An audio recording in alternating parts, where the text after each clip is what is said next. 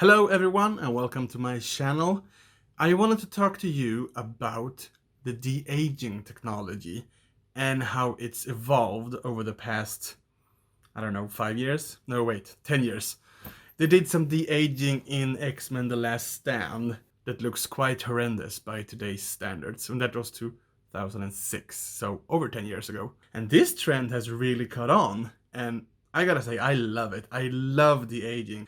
And it's always fun to finally see the final product up on the screen. And de-aging can really be hit or miss.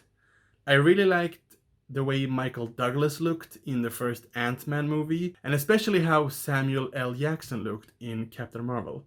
The thing with de-aging for me is that it seems to be very, very inconsistent. In some scenes, like in Captain Marvel, Samuel Jackson looked amazing. He looked like he did in Pulp Fiction.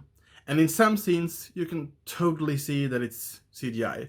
I get that it's hard to keep the same CGI quality throughout the movie, since it's a lengthy performance. It's a big performance in the movie. That's a lot of footage to go through, so I understand that not every single scene can look the same. And I think that's the same with CGI characters such as Thanos. Thanos looked amazing mostly throughout Infinity War and Endgame, but there were some scenes where he really looked like a video game character, especially the scene where he sits down on his throne or like a staircase or something and he's talking to Gamora, and it's a very good scene. It's just a dialogue scene where they explore their characters, their respective characters. But in that scene, I don't think Thanos looked as good as he did in the other scenes. It's hard to know when this de-aging is going to be perfected, because we have this movie Gemini Man coming up with Will Smith. And if you've seen the trailer, the de-aged Will Smith looks fantastic. But it's the same thing. In some scenes, it looks amazing. And this is judging by a trailer, so it might look different in the movie. But in some scenes in the trailer, I can't even tell it's a CGI de-aged character. But in one scene where he's talking and the camera does a swoop next to him, you can totally see that his mouth movements look very video gamey. And well, I understand that's a hard shot to pull off. He's talking and the camera's moving, so the angle keeps changing all throughout the shot.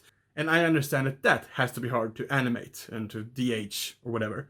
But I think that Gemini Man could be the peak of the aging.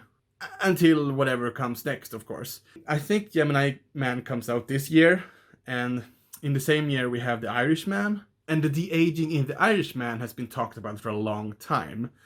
And when I first saw the trailer, I was really hyped for the trailer, because they never released any footage. We saw nothing. Well, we saw some promotional stuff or paparazzi shots from the movie. They have been really secretive about showing footage from the Irishman. They released the trailer a week ago, and in the trailer you do get to see the de-aging process right towards the end, when the camera does a swoop next to Robert De Niro. I have to say, my first reaction was that it did not look as good as, say, Gemini Man or Michael Douglas in Ant-Man.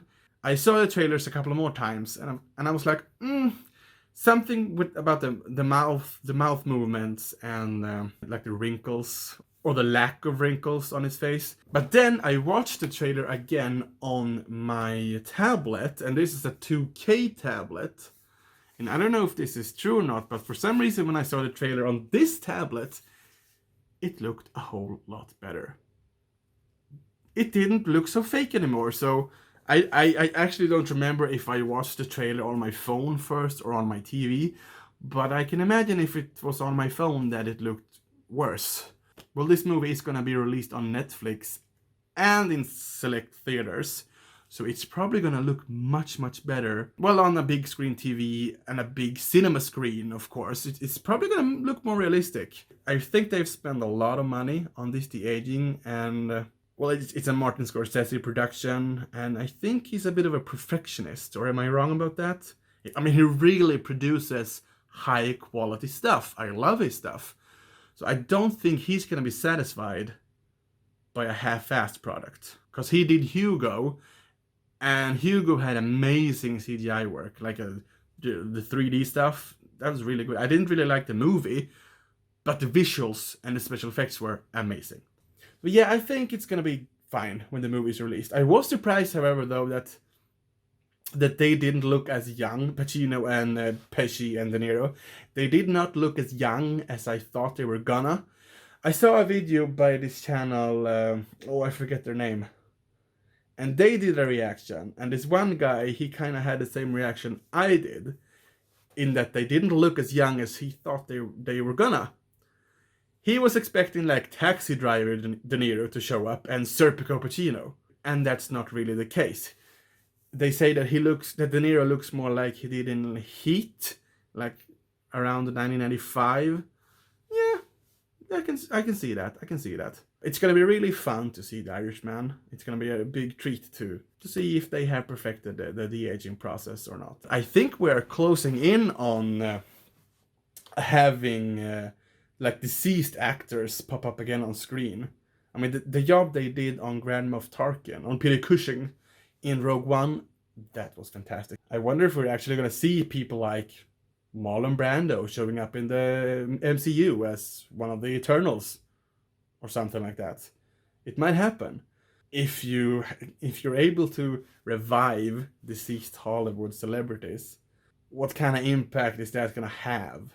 I mean, it's fun in like a Star Wars, where you have this established canon, and you want to use this character again. I think that's a fun idea to create continuity instead of recasting someone. And in like a Marvel movie where you need one character to look younger because it's still the same character, still the same actor, he's just playing a younger version of the same character. That's fine. That's fun. I mean, it's fun to see a young Kurt Russell hanging around in the Marvel Universe. That's great. I mean, that's fun. You have this established lore. That's fun. But it would be so weird if we got to the point an actor is revived for like a normal role, not connected to anything else. Like if they decide to use Paul Newman's face in a new Alexander Payne movie or whatever. Like that would be weird. How do you feel about all this? I really like de-aging because it's such a fun use of CGI and technology, and it's a real testament to what the hell we can achieve nowadays. So yeah, I definitely want to see The Irishman and Gemini Man. What do you think is the best de-aging? So far, based on a trailer, I think it's Will Smith in Gemini Man, because he looks exactly like he did in The Fresh Prince of Bel-Air. Exactly.